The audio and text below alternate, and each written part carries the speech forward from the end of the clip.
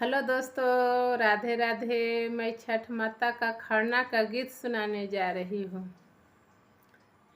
जलावल हूँ मदिया जी छठी मैया गई लोहे पाझै।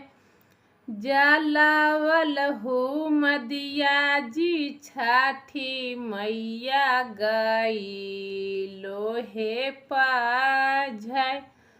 कहा मागा मैला जी छठी मैया हो निसी हेरत। कहा मागा मैला जी छठी मैया हो निसी हेरत। परसल खड़न माजी छठी मैया गई लोहे ठांधाय। कहा मागा मैला जी छठी मैया हो निसी हेरत। आवै ताहलियै गे चेरिया नदिया के राहे पार। आवै ताहलियै गे चेरिया नदिया के राहे पार। बांझी माराछी गे चेरिया चौकठिया लागल हे खाड़। अंधार मानुकवा गे चेरिया चौकठिया लागल हे खाड़। निराधन मानुकवा गे चेरिया चौकठिया लागल हे खाड़।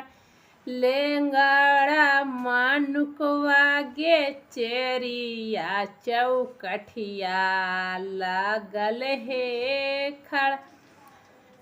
पुतारा देलैते गे चेरिया बीतलै निसी हेरत।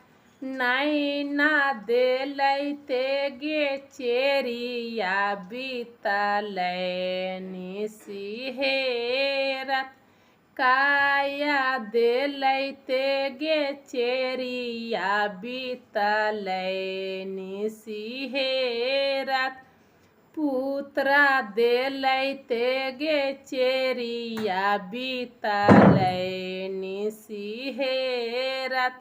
धान देलैते गे चेरिया बीतलै निसी हेरत। आवै ताहलियै गे चेरिया चौकठी नदिया के राहे पार।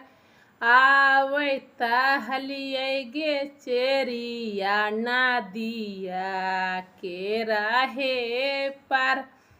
पुत्रा देलैते गे चेरिया बीतलै निसी हेरत।